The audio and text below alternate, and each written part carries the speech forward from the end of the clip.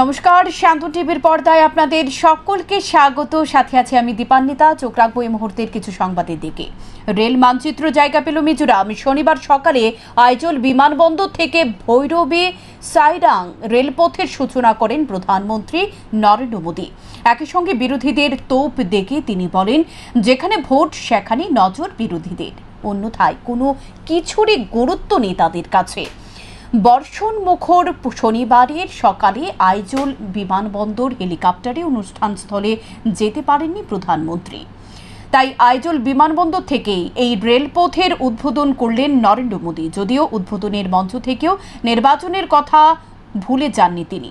সরাসরি বিরোধীদের আক্রমণ করে মোদী বলেন, বহু বছর ধরে আমাদের দেশের কিছু রাজনৈতিক দল শুধুমাত্র ভোট ব্যাংকের রাজনীতি করেছে।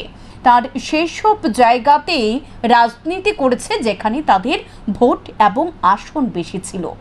এই বিরূপ মনোভাবের কারণে মিজোরাম সহ সম্পূর্ণ উত্তর পূর্ব ভারতকে ভুগতে হয়েছে। বিজেপি এর নীতিতে বিশ্বাসী নয় তা প্রমাণ করতে মোদী বলেন, আমরা আলাদা পন্থায় বিশ্বাসী। যারা আগে অবহেলিত ছিল তারাই এখন সামনের সারিতে রয়েছে। যাদেরকে আগে দূরে সরিয়ে রাখা হয়েছিল তারাই এখন মূলধারায় যুক্ত হয়েছে। অন্যদিকে প্রধানমন্ত্রী উত্তর পূর্ব সফরকে কটাক্ষ করে মুখ খুলেছেন কংগ্রেস নেত্রী প্রিয়াঙ্কা গান্ধী।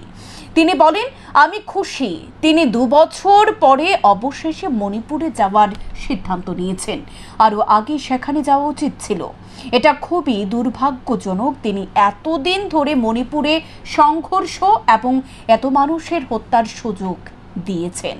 ভারতের প্রধানমন্ত্রীর এমন ইতিহাস নেই। যে দলেরই হোক তিনি মানুষের দুঃখে সেখানে পৌঁছানোর কথা। স্বাধীনতার পর থেকে তাই হয়েছে। This is a historic day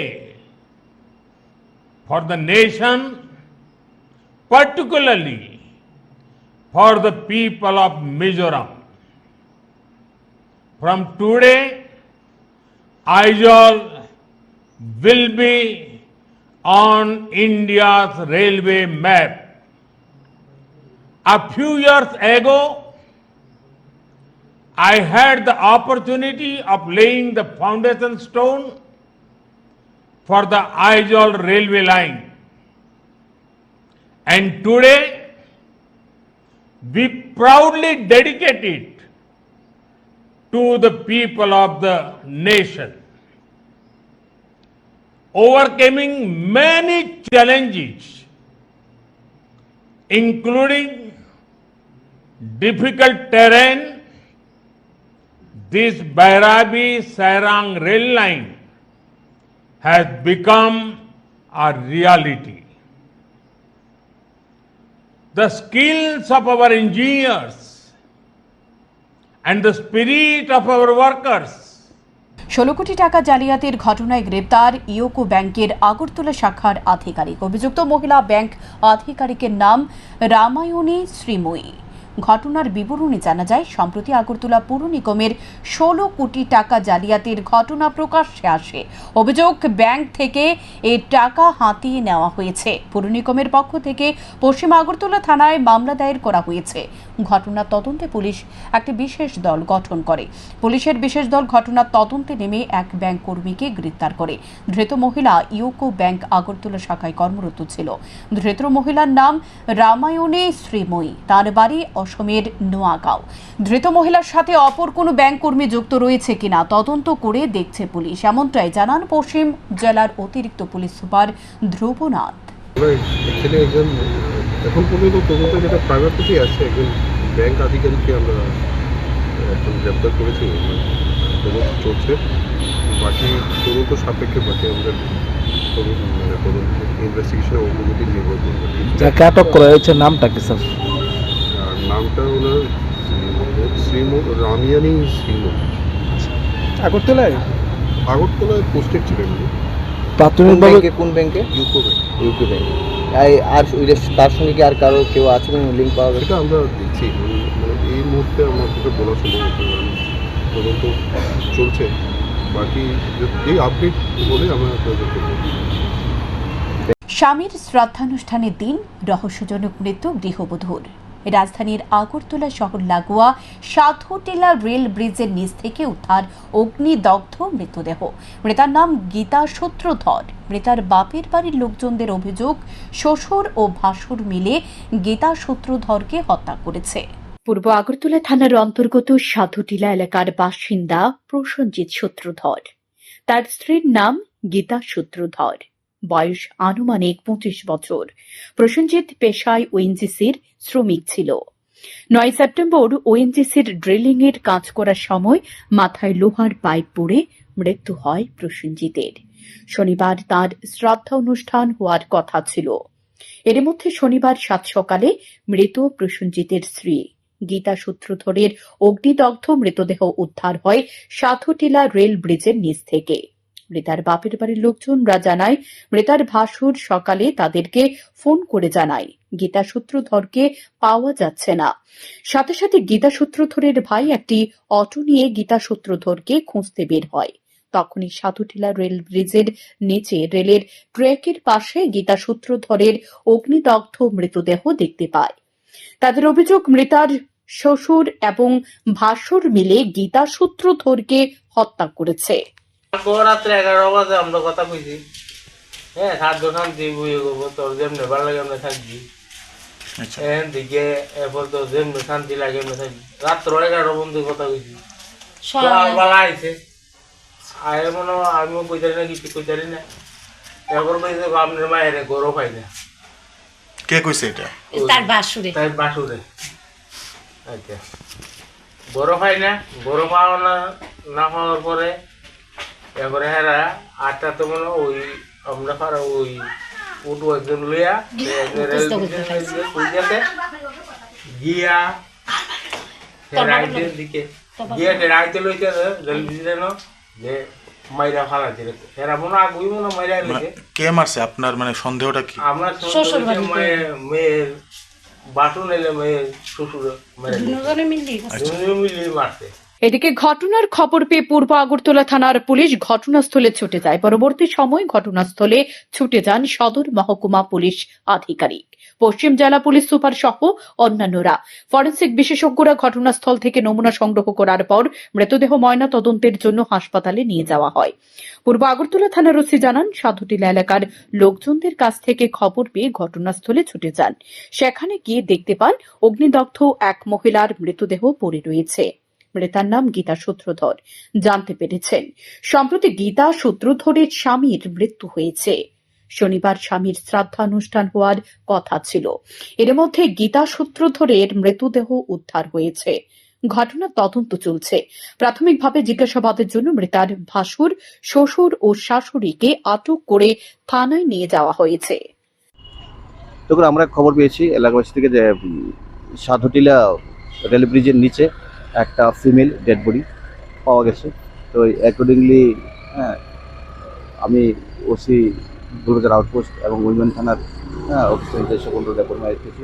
সাথে সাথে আমাদের যে senior officer SDPO sir, additional SP urban sir, SP স্যারের সাথে সাথে ঘটনাস্থলে এসেছে। তো আমরা এসে দেখেছি বডিটা অলমোস্ট মানে বার্ন ছিল। তো এখন বার্ন ছিল দেখে আমরা করতে পারিনি, তবে এটা হোমিসাইডাল অ্যাক্সিডেন্টাল নেচার। তো এই ওটা পোস্টমর্টমের পরে ক্লিয়ার হবে। তো হাওয়ার আমরা ডাউটফুলি আমরা বাড়ির 3 জনকে আমরা জিজ্ঞাসাবাদের জন্য থানাতে নিয়ে গেছি, ইন্টারোগেশন করা হবে। তো তারপরে ক্লিয়ার হবে। অ্যাকচুয়ালি ওনার যে মারা গেছে মহিলার নাম হলো শিখা সূত্রধর। তো ওনার হাজব্যান্ড আজকে থেকে 4 দিন আগে, ওনার হাজব্যান্ড ছিল ওএনজিসির লেবার। এটা একটা দুঃখজনক ঘটনা। ওইখানে ওএনজিসির ড্রিলিংয়ের কাজে উনি লেবার ছিল। ওইখানে ওনার একটা অ্যাক্সিডেন্টাল ডেথ হয়েছে কাজ করতে গিয়ে, যেটা খবর পেলাম এই শ্রীনগর ওসি থেকে। যেটা ওরা ইডি কেস নিয়েছে, ওটা পোস্টমর্টম হয়েছিল। মাথার মধ্যে কাজ করার সময় একটা পাইপ করেছে, পাইপ করে মারা গেছে। তো এই বিষয়টা আজকে শ্রাদ্ধ হওয়ার কথা ছিল। তো কালকে কি ঘটনা হয়েছে এটা আমরা অ্যাকচুয়ালি ইনভেস্টিগেশন দেখছি। এই মুহূর্তে আপনার ইনভেস্টিগেশনের স্বার্থে আমরা বেশি কিছু বলছি না।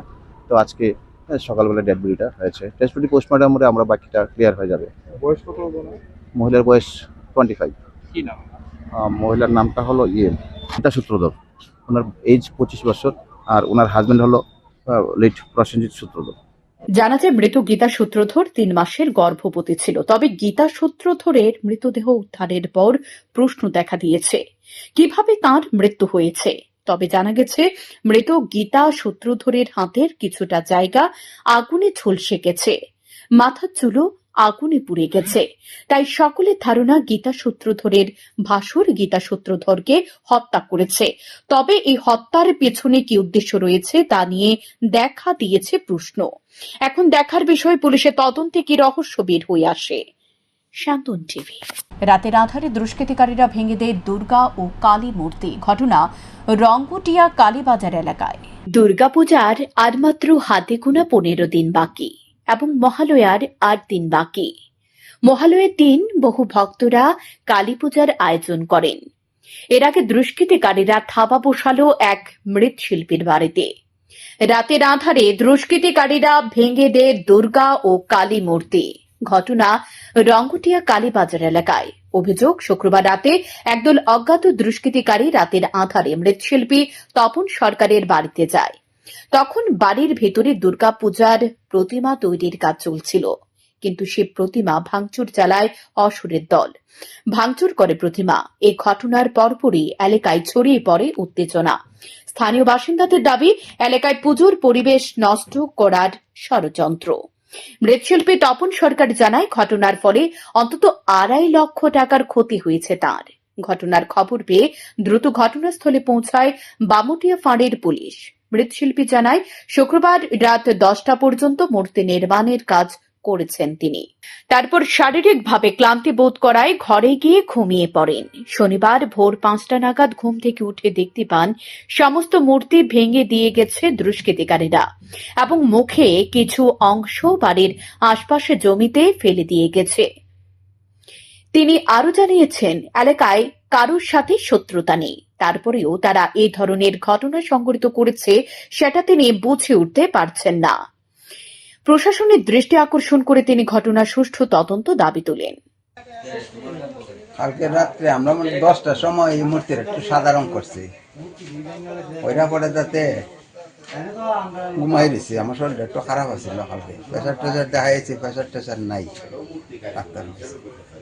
তারপরে একবার 12টার সময় 12:22 বাজে এই সময় হচ্ছে, টিপটা দেখছে যে টিকু কুড়ি আছে মূর্তিতে, আমি সবসময় দেখি। এরপরে ঘুম লাগছে আর হতে পারে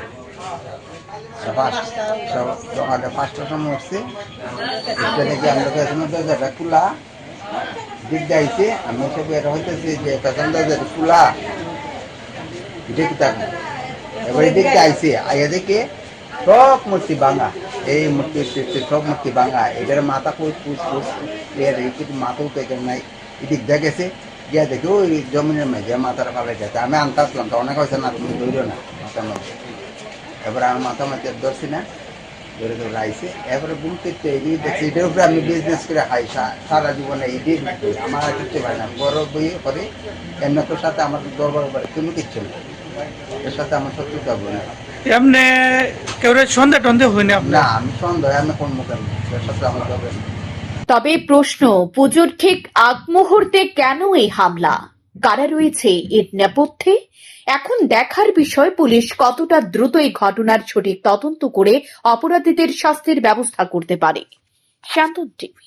সরকারি কর্মচারীদের ডিএর জন্য বামপন্থী কর্মচারী সংগঠনের আওয়াজ রুখে দিল সরকার। শনিবার ত্রিপুরা কর্মচারী সমন্বয় কমিটির উদ্যোগে সমন্বয় ভবনে আয়োজিত এক সাংবাদিক সম্মেলনে সাধারণ সম্পাদিকা মহুয়া রায় এ বিষয়ে আক্ষেপ প্রকাশ করেন। সংবাদ সম্মেলন করে তিনি সরকারকে সরাসরি হুঁশিয়ারিও দিয়েছেন। আসন্ন দুর্গাপূজার 15 দিন আগে সরকারকে ডিএর কথা মনে করিয়ে দিতে মরিয়া বামপন্থী কর্মচারী সংগঠন তথা ত্রিপুরা কর্মচারী সমন্বয় কমিটি। কিন্তু প্রশাসনের অনুমতি না পেয়ে সাংবাদিক সম্মেলনে বসলেন শনিবার। এদিন ত্রিপুরা কর্মচারী সমন্বয় কমিটির উদ্যোগে সমন্বয় ভবনে আয়োজিত এক সাংবাদিক সম্মেলনে সাধারণ সম্পাদিকা মহুয়া রায় বলেন, আগরতলা প্যারাডাইস চৌমুহনী এলাকায় কর্মচারীদের স্বার্থ সংশ্লিষ্ট বিষয়গুলো নিয়ে এক গণ অবস্থানের সিদ্ধান্ত নেওয়া হয়েছিল। এর জন্য গত 14 সেপ্টেম্বর আগরতলা শহরের প্যারাডাইস চৌমুনি এলাকায় অনুমতি চাওয়া হয়, অথচ দেখা গেল আগরতলা পুর নিগম কর্তৃপক্ষ অনুমতি দিতে নারাজ। শুক্রবার রাতে সোর্স মোতাবেক খবর পাওয়া গেছে আগরতলা পুর নিগম কর্তৃপক্ষ সংশ্লিষ্ট কর্মচারী সংগঠনকে গণ অবস্থানের অনুমতি দেওয়া হবে না। এর তীব্র নিন্দা জানান তিনি বলেন, সরকারি কর্মচারীদের 22% ডিএ বকেয়া রয়ে গেছে। একই সাথে ডিএ থেকে বঞ্চিত রাজ্যের পেনশনার্সরা। আগামী 31 অক্টোবরের মধ্যে ষোড়শ অর্থ কমিশনকে অবগত করতে হবে, না হলে ত্রিপুরার শিক্ষক কর্মচারী ব্যাপক ক্ষতিগ্রস্ত হবে। তিনি আরো জানিয়েছেন, দুর্গাপূজাকে সামনে রেখে এভাবে কর্মচারীদের আওয়াজ তুলতে বাধা দেওয়া অত্যন্ত নিন্দনীয়। তবে সংগঠনের পক্ষ থেকে আপাতত এই আন্দোলন স্থগিত রাখা হয়েছে। গত 29 আগস্ট প্যারাডাইস চৌমুনিতে আরও একটি কর্মসূচি পরিকল্পিতভাবে বাধা দিয়েছে পুলিশ প্রশাসন, অথচ শাসক দল এবং সরকার তাদের দলীয় কর্মসূচি শহরের বুকে অবাধভাবে করে চলেছে। সরকারের উদ্দেশ্যে প্রশ্ন, কেন এ ধরনের বাধা দেওয়া হচ্ছে সরকারি কর্মচারী সমন্বয় কমিটিকে? আগামী দিন সংগঠনের পক্ষ থেকে প্রশাসনের এ ধরনের তালবাহানার বিরুদ্ধে বাধা বিপত্তি এড়িয়ে মাঠে ময়দানে কথা বলা হবে বলে হুঁশিয়ারি দেন সাধারণ সম্পাদিকা। যে আমাদের একটা কর্মসূচি ছিল 14 সেপ্টেম্বর, আগামীকালকে একটা 14 সেপ্টেম্বর গণ অবস্থানের কর্মসূচি। এটা শুধু পশ্চিম জেলায় প্যারাডাইস চৌমুনিতে হইব, এটা আমরা করছিলাম। এটা শুধু পশ্চিম জেলার জন্য না, এটা আমরা সারা রাজ্যের প্রত্যেকটা জেলায় এই কর্মসূচি আমরা গত 7 সেপ্টেম্বর করছি। ঊনকোটি উত্তর জেলা করছি, ধলাই জেলা করছি, খোয়াই জেলা করছি, সিপাহীজলা জেলা করছি, গোমতী জেলা করছি। আগামীকালকে শুধু পশ্চিম জেলা এবং দক্ষিণ জেলা আছে। তো একটা পুলিশের পারমিশন বা একটা লাগে আমরা 3 ঘন্টার গণ অবস্থান করুন। সারা রাজ্যের প্রতিটা জেলায় এই পারমিশন দিতে পারলো এবং খুব সাকসেসফুলি গণ অবস্থান বুঝছেন তো, ঘরের বেতন না, বাইরের প্রোগ্রাম তারা খুব সাকসেসফুলি করছে। রাস্তার উপরে দাঁড়ায় চিৎকার করতে পারছে, এই প্রোগ্রাম করতে পারছে। কিন্তু আমরা দেখলাম যে পশ্চিম জেলার জন্য আমরা যে পারমিশন চাইছিলাম এটা 4 তারিখ, যথেষ্ট সময় 4 সেপ্টেম্বর। এটা আমরা সিদ্ধান্ত নিয়েছি 5ই আগস্ট এবং আমরা এটা 24 আগস্ট ওয়ার্কিং কমিটির মিটিং করছি। এবং এটার পরে এই যথেষ্ট সময় থাকা সত্ত্বেও আমরা দেখলাম যে এটা নিয়ে তালবাহানা চলছে পারমিশন দেওয়ার ক্ষেত্রে। এটা ডিএম থেকে এসডিএমে আইসে 11 তারিখ, এসডিএম থেকে গতকালকে 12 তারিখ আইসে এএমসিতে এবং পুলিশ প্রশাসনে। এবং সেখানে আমরা লক্ষ্য করলাম যে এটা নিয়ে রাত্রি 9:30 পর্যন্ত, এটা একটা সামান্য ব্যাপার। আমরা একটা শান্তিপূর্ণ গণতান্ত্রিক পদ্ধতিতে আমরা গণ অবস্থান করুন, এটা একটা সামান্য ব্যাপার। এটা প্রতিবারই আমরা করি এবং প্রতিটা জেলায় এটা হয়েছে। এটা খুব সামান্য ব্যাপার। যদি এটা নাই হইতো, এটা চিঠিটা পড়ে রয়েছে, আমাদের অ্যাডভান্স করে দিত, আমরা ডেকোরেশন সব কিছুতে অ্যাডভান্স করে সেটা আমরা করছি।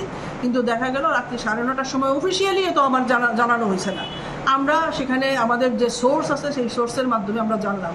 আমরা এএমসিতে কইলাম জায়গাটার লেগে, এএমসির কর্তৃপক্ষ আমাদের কথা দিল 7টার সময় যে আমাদের জায়গা দেওয়া হইব, আর খালি পুলিশ পার্সোনাল দেওয়ার ব্যাপার। তারপরে কোন এক অজ্ঞাত অদৃশ্য কারণে এটা রাত্রিবেলা জানা গেল যে এটা কোনো অবস্থাতেই আমাদেরকে দেওয়া যাইত না। অপরাধ আমরা জানি না। আমাদের এই দাবিগুলির মধ্যে যারা রাজ্য প্রশাসনের লগে যুক্ত তাদের প্রত্যেকের দাবি এর মধ্যে আছে এবং এই দাবি যদি আমরা 31 অক্টোবরের মধ্যে আমাদের যে ষোড়শ ফিনান্স কমিশন এর মধ্যে যদি আমরা না দিতে পারি, এই যে আমাদের 22% ডিএ পাওনা, ডিআর পাওনা, পেনশনারদের আরও বিভিন্ন ন্যূনতম পেনশন ইত্যাদি বিষয়গুলি যদি আমরা অন্তর্ভুক্ত না করতে পারি, ত্রিপুরা রাজ্যের শিক্ষক কর্মচারী পেনশনাররা সাংঘাতিকভাবে ক্ষতিগ্রস্ত হবে। আয়োজিত সাংবাদিক সম্মেলনে এদিন এছাড়া উপস্থিত ছিলেন সংগঠনের অন্যান্য নেতৃত্বরা। শান্তন টিভি। গরুচোরের হাতে আক্রান্ত বাড়ির মালিক বর্তমানে চিকিৎসাধীন উদয়পুর তেপানিয়া হাসপাতালে। ঘটনা সাবরুম থানার অন্তর্গত ইন্দিরানগর গ্রাম পঞ্চায়েতের 1 নম্বর ওয়ার্ডের দাসপাড়া এলাকায় যুবরাজ দাসের বাড়িতে। শুক্রবার রাত আনুমানিক 2:30 নাগাদ চোরের দল গরু চুরি করার উদ্দেশ্যে সাবরুম থানার অন্তর্গত ইন্দিরানগর গ্রাম পঞ্চায়েতের 1 নম্বর ওয়ার্ডের দাসপাড়া এলাকায় যুবরাজ দাসের বাড়িতে হানা দেয়। চোর আসার বিষয়টি টের পেয়ে যায়। তখন চোরের দল বাড়ির মালিক যুবরাজ দাসকে বেধড়কভাবে মারধর করে। পরবর্তী সময় যুবরাজ দাসের চিৎকার শুনতে পেয়ে বাড়ির লোকজন বেরিয়ে আসলে চোরের দল সেখান থেকে পালিয়ে যায়। পরবর্তী সময় বাড়ির লোকজন যুবরাজ দাসকে সাবরুম হাসপাতালে আহত অবস্থায় নিয়ে আসলে যুবরাজ দাসের শারীরিক অবস্থার অবনতি দেখে সাবরুম হাসপাতালের চিকিৎসক তাঁকে উন্নত চিকিৎসার জন্য শান্তির বাজার জেলা হাসপাতালে রেফার করে দেয়। পরবর্তী সময় শান্তিরবাজার জেলা হাসপাতালে চিকিৎসক নাকে উদয়পুর তেপানিয়া হাসপাতালে রেফার করে দেয় উন্নত চিকিৎসার জন্য। বর্তমানে যুবরাজ দাসের অবস্থা আশঙ্কাজনক বলে জানা যায়। কালকে রাত্রে এরা দুইজন ঘরে ঢুকছে 2:30টার সময়। তারপরে 2:30টার সময় যখন ঘরে ঢুকছে মেজবা ফাইখানাত যাইতো, ফাইখানাত গেছে। বাচ্চা ইয়া লগে আসলে হিয়া ধারে রয়েছে। ইয়া যখন ঘরে ঢুকছে হিতিন মা জিজ্ঞাসা করে দেন এই বাইরে কোন আছে, ও কাকুরা আছে। মনে করছে হিতি মনে করছে কাকুরা আছে। এইখানে তো কাকুরা টাকুরা কেউ নাই। হিতির বাপ লেফটেনে গেছে, লেফটেনটো যাইতে লাইটিয়া খোলা ছিল, জ্বলছিল। এর পরে আবার সময় দেখে দেন লাইট বন্ধ। হেতে মনে করছে দেন লাইটিয়া কারেন্ট গেছে বলে। তারপরে এই হের পরে হাতে হিয়ানতুন দ্বারা ধাইদ্য ভরি আই হাতে হিয়ানে এই ইয়া করছে, চোখ মুখ বান্ধি এলাছে। চোখ মুখ বান্ধি তারপরে হাতে মারছে, মারে মাথার বাগিয়েছে, বুকে এই ভুসি মারছে হাতে। এবারে সেগুনে আয়োজন দরজা খুলি বাইরেছি, আর হাতে ধাইদ্য ভরি এরিয়ায় চিত্ত হয়ে রয়েছে, চিতই হয়ে রয়েছে। আমি বাইরে গরতর ভ্যাকসাইন চাইছি। হাতে উড়ি কয়া দেন আর বাড়ি করে খাচ্ছে, আর বাড়ি করে খাচ্ছে। হাতে মনে করছে যে কি হাতে ধরি আর কোনো গরু বার করি গেছে। এই কথা কই হাতে শাড়ি দিবার লগে হাতে আই এটা হরে গেছে। এদিকে ঘটনায় বিএসএফের নজরদারি এখন প্রশ্নের মুখে। শান্তন টিভি।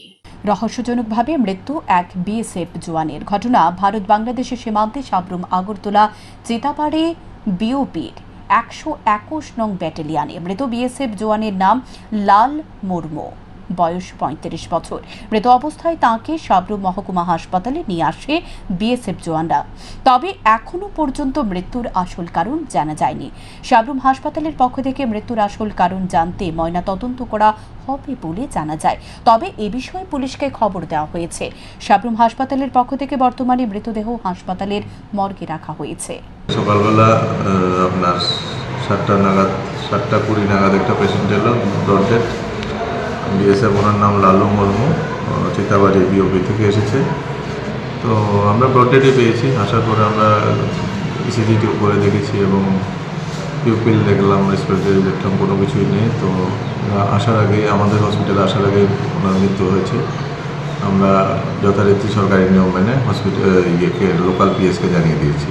শনিবার কমলপুর নজরুল ভবনে ত্রিপুরা কেমিস্ট অ্যান্ড ড্রাগিস্ট অ্যাসোসিয়েশনের কমলপুর শাখা ও all Tripura pathological and radiological clinic এর ধলাই শাখার উদ্যোগে এক কর্মশালা অনুষ্ঠিত হয়। অনুষ্ঠানের নাম দেওয়া হয় good practices of documentation.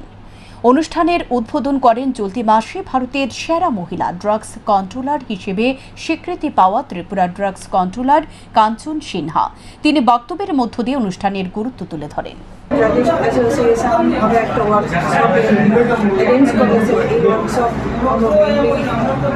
Good documentation practice আমাদের যে ফার্মাসিগুলিতে বা হোলসেলগুলিতে কীভাবে ডকুমেন্টেশন মেনটেন করতে হয় সেইগুলির উপরে আমরা ওদের ওয়াকিবহাল করবো, বা ওদের যদি কোনো লেখা থাকে, জানার অভাব থাকে, ওইগুলি ওরা জানতে পারবে।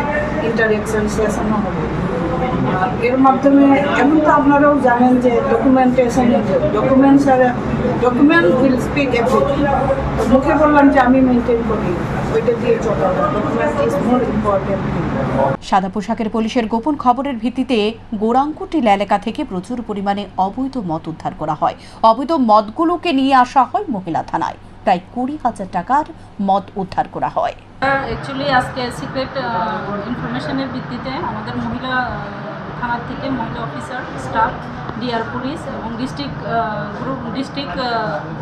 ডিস্ট্রিক্টের সিভিল ড্রেসের পার্টি একটা জায়গাতে রেড করার পরে এখানে বিপুল পরিমাণে বিলেতি মদ মজুত করা অবস্থায় পায়।